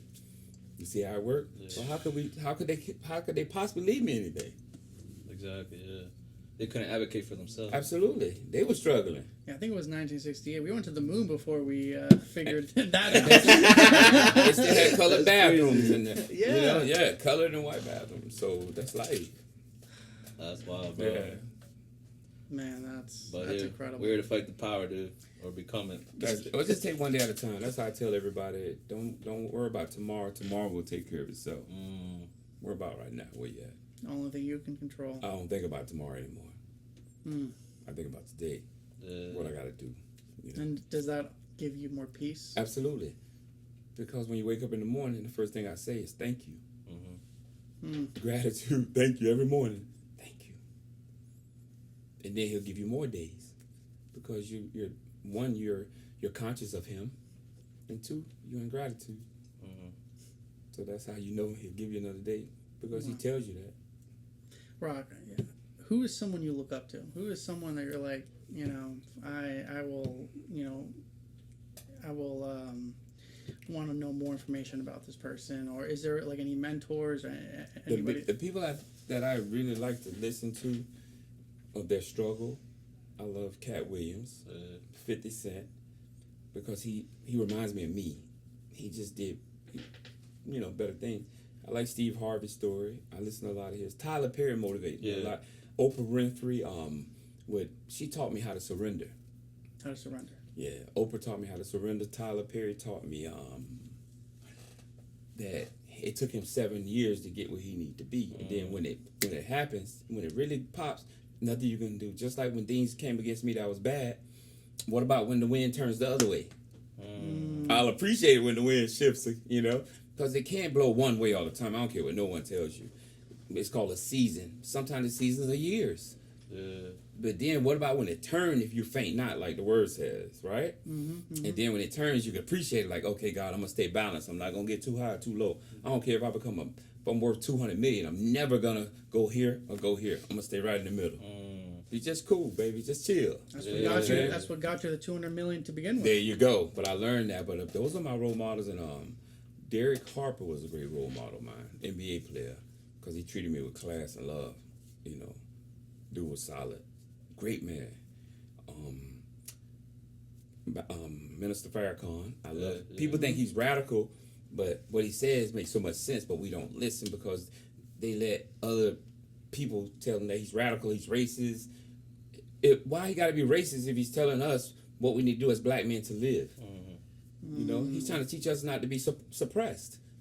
So he's racist because They don't like it. They don't like because They don't when like you see tell us a someone, threat. yeah, if you tell someone the truth that they fucking up, they don't like that. No, of course not. You calling them out on this shit. And Minister Farrakhan's a great man. I just love those type of men. You know what I'm saying? I've always loved men of knowledge. Yeah. I feel like Like magic people that- happens when you surround yourself Yeah. with winners. And like, for example, this dude my sparring partner. First day, shit, ass, fucking a Kit Kat, like a little kid could beat me with decent boxing skills. My sparring partner, he ain't trying to hurt me. He's trying to like, all right, this is why you keep your hand up. You know what I'm saying? And Teaching you. yeah, And some people take it the wrong way. It's like, nah. You take the jab, you throw in the jab slow and you're not pulling it back to protect yourself. I'm gonna Exactly, pull on the top of the jab. You know, I'm around boxers all the time, and they're like, okay. Remember, you have to do something thousands of times to master it. Yeah. That's life. Yes. And people don't want to do that. Remember I was telling you about it takes time to grow? You got to do the same thing repetitive thousands of times. Sooner or later, you become a master at it. Like many people in life, I be looking at it like, man, they're a man of many things, but a master of nothing. None. Jack of all trades, master of none. Nothing. Instead of you creating something that's so amazing, that's giving you enough confidence, then you go, wander off to other things, and try other situations. But most people, we're so stupid. I told you, we move with the wind. Yeah. And the people that used to be successful are the people that stick to the task. Stay on the path. The path gonna hurt. It's gonna get narrow, tight. It's gonna be painful sometimes. It's gonna be humiliating. It's gonna be worrisome, stress. But you gotta know that if you take a step, God gonna always give you little breadcrumbs to keep you moving. Yeah, there's a He quote. always give you a ram in the bush. I don't care what no one say. When I was in business, when I was struggling, he always would give someone to get me out the mess until he was telling me it's time to move on, son. And I wouldn't. I'm like, no, I think this is what you gave me. He said, I nah, worked hard to man. get it. I got it good now. I don't want to. Yeah, but God said, okay, I'll make you move on. I'll allow something to happen to redirect you. He said, There's a great quote that I love that just reminds me of. It was like, the road to hell feels like heaven, but the road to heaven feels like hell. There you go. You know Perfect. what I mean? Perfect And- analogy. I and- love that one. And when it came to like sparring or whatever, and Yeah. like he caught me with a couple good, 2 or 3s, and he was like, I'm sorry. Like, no, like my hand should have been up. There you go. My hand You should have learn been from up. the pain of that lump. Like I told you Absolutely. earlier, Yeah. pain teaches it. It's the great equalizer.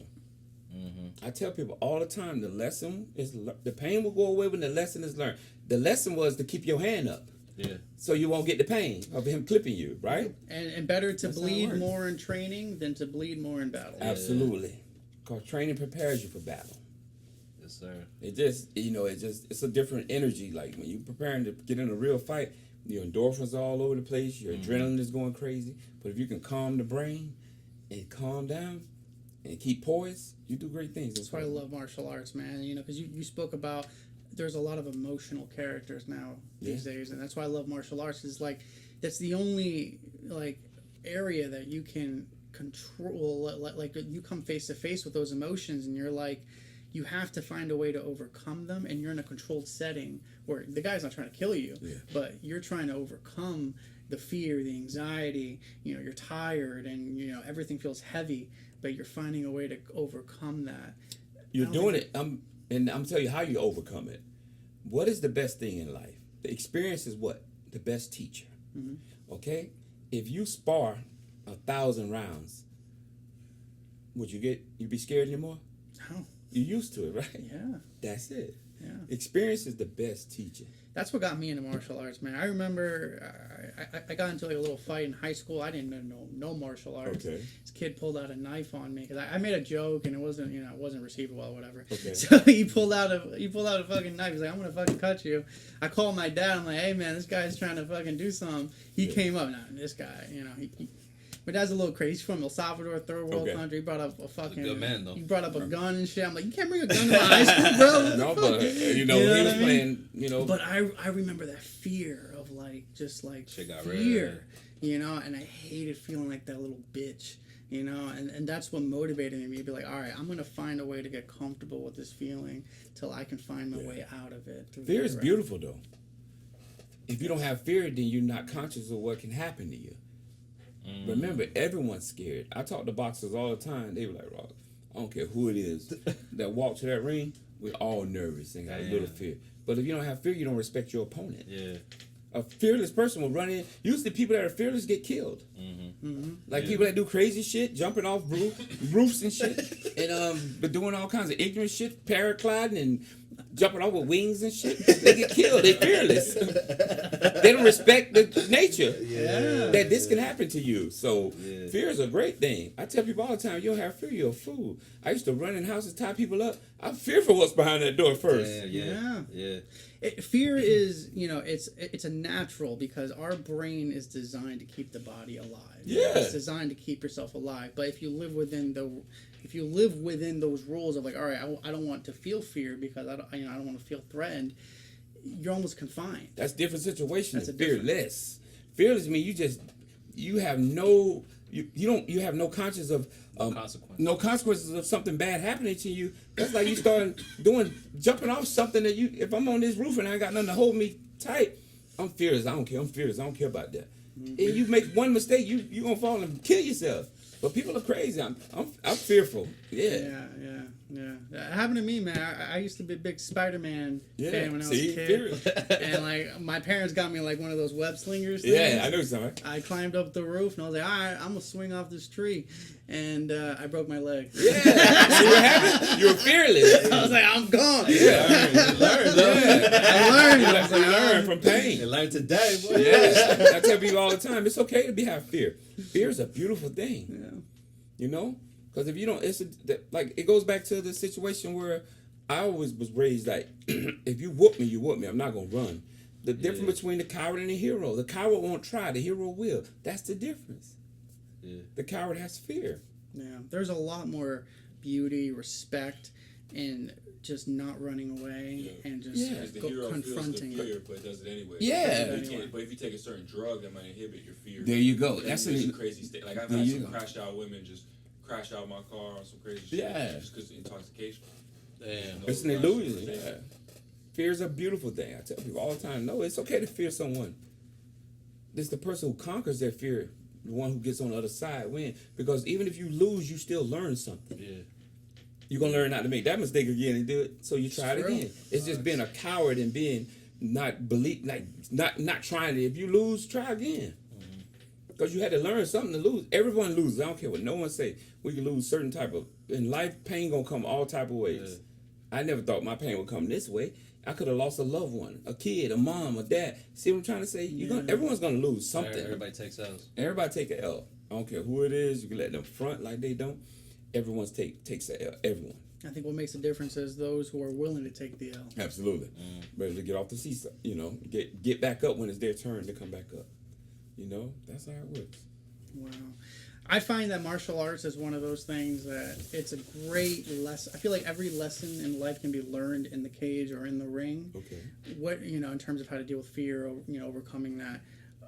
What are there other things in your experience outside of martial arts that, or maybe it is in martial arts that you have found that that's the best way to overcome that? What you're doing right now in martial arts and participating in combat sports is giving you discipline. And the discipline you're learning from that is going to give you discipline from all areas of your life. That's all what's trickles happening down. to you. That's it. Yeah. Because you got to go there every day. You got to be mentally, spiritually, physically in tune, or something to hurt you. That's how you're going to be with your kids. That's how you're going to be with your loved one, your wife, your family, spiritually in tune and know how to deal with problems. Because remember, combat is a problem. It's a war, right? They gotta solve it. There you go. That's how life works. It gives you discipline, structure. That's why you ever heard people say, a child that stays busy usually makes it before the child that's idle, like can do, they hanging out doing shit. Them the ones you get fucked up in the street. The one that you stay busy on this sport, end up going to college, doing things, meeting good people, staying busy. Yeah. That's how life is. Correct the boy, you don't have to punish the man. There you go. Wise. I love that. I You love dig? That's how it really works. Yeah. I would have children. Hey man, you guys gotta participate in some type of after school activities.